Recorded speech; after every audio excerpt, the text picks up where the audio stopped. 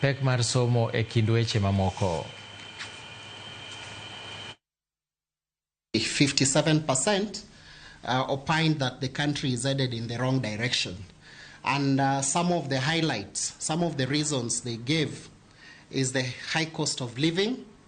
Then, of course, there is poor governance, unemployment. There is issues to do with SHA or SHIF.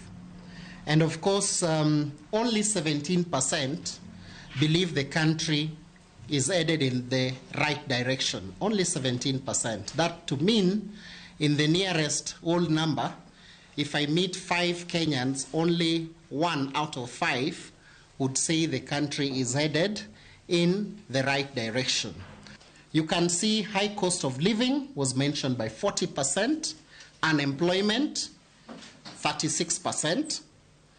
Then, of course, here, another thing that they want the government to deal with is issue of SHA, mentioned by 27%. Remember, 15% had mentioned it as one of the reasons as to why they attribute the country headed into the wrong direction. Corruption, 25%, still high. That's almost a quarter of the